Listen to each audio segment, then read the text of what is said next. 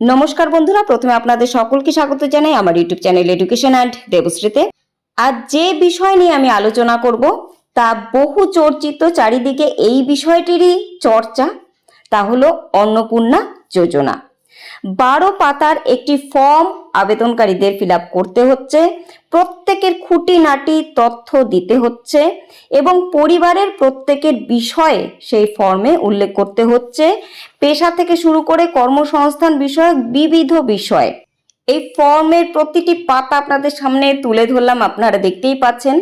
এবার বিষয় হলো, অনেকেই সঠিকভাবে ফিল আপ করতে পারছেন, অনেকেই পারছেন না। আপনাদের জানিয়ে রাখি, অফলাইন অনলাইন দুভাবেই কিন্তু এই ফর্ম আপনারা ফিল আপ করে জমা দিতে পারবেন। বর্তমানে অফলাইন প্রক্রিয়াটি চলছে, তবে অনলাইনও কিন্তু খুব শীঘ্রই শুরু হয়ে যাবে। মাননীয় শুভেন্দু অধিকারী মহাশয় অবশ্যই দুভাবেই ফর্ম ফিল আপ করা যাবে সেই বিষয়টি কিন্তু স্পষ্ট করে দিয়েছেন। তবে অনেকেই এই বিষয়ে তাড়াহুড়ো করছেন অফলাইনে, যাতে আপনারা 2 তারিখের আগেই জমা করতে পারেন ফর্মটি। সেই জন্য কিন্তু এখানে বিষয়টি মনে রাখা দরকার যে 2 তারিখের আগেই আপনারা জমা করলেই যে 2 তারিখেই টাকাটা পাবেন এমন কিন্তু নয়, বা এই অন্নপূর্ণা যোজনার সুবিধাটি পাবেন এমন নয়। কারণ এখানে মাননীয় মুখ্যমন্ত্রী পরিষ্কারভাবে বলে দিয়েছেন তাড়াহুড়ো করার কিছু নেই। ততক্ষণ লক্ষ্মীর ভাণ্ডারের যে যোজনা, যে সুবিধা ছিল তা চালু থাকবে যতক্ষণ না অন্নপূর্ণা যোজনাতে ফর্ম ফিল আপ করে এনরোলমেন্ট কমপ্লিট হচ্ছে। অর্থাৎ আপনাদের যতক্ষণ এনরোলমেন্টটা কমপ্লিট না হবে ততক্ষণ কিন্তু আপনারা এই সুবিধাটি পাবেন না, অন্নপূর্ণা ভাণ্ডারের সুবিধাটি পাবেন না। এবার আপনারা ভাবছেন জমা দিয়ে ফর্মটা জমা করলেই বুঝি সাথে সাথে হয়ে যাবে, তা কিন্তু না।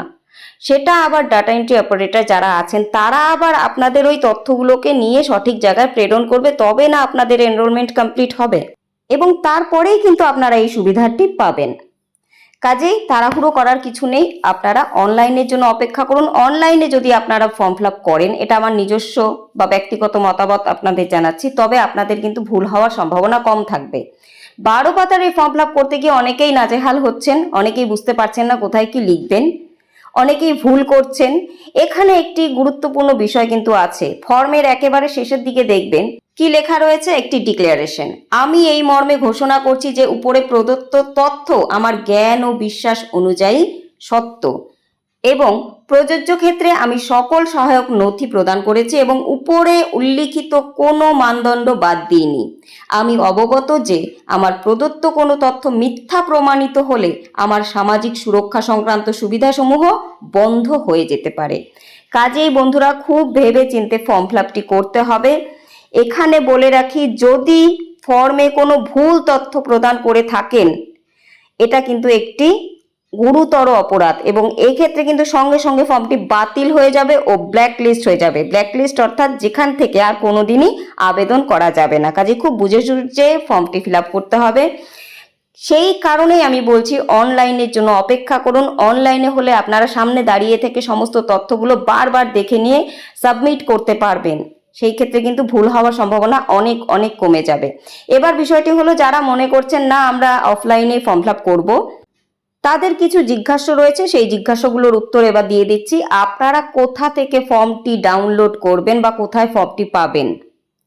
এই ক্ষেত্রে আপনাদের অবশ্যই অফিসিয়াল ওয়েবসাইটে চলে যেতে হবে। এই যে দেখুন, এখানে আপনারা 3টি ভাষাতে ফর্ম পেয়ে যাবেন, ইংরেজি, বাংলা এবং হিন্দি। যে ভাষায় আপনি ফর্ম ফিল আপ করতে চান সেই ভাষাতেই ফর্ম ফিল আপ করতে পারবেন এবং এর জন্য আপনাদের গুগলে চলে যেতে হবে। সেখানে গিয়ে আপনাদের সার্চ করতে হবে social security WB.gov in login. এখানে সার্চ করার সাথে সাথেই আপনাদের সামনে প্রথমেই যে সাইটটি দেখা যাবে, এই যে দেখুন, Annapurna Yojana government of West Bengal, click করুন। এই সাইটে প্রবেশ করার সাথে সাথে আপনাদের সামনে এই যে পেজটি দেখতে পাচ্ছেন এই পেজটি দেখাবে এবং এখান থেকে আপনারা আপনাদের ভাষা অনুযায়ী সেই ফর্ম ডাউনলোড করে নিন, অর্থাৎ সেই ভাষাতে ফর্মটি আপনারা পেয়ে যাবেন এবং ফিল আপ করে আপনারা জমা দেবেন। এখন প্রশ্ন হলো কোথায় জমা দেবেন? আপনারা মিউনিসিপ্যালিটি অথবা বিডিও অফিসে জমা দিন।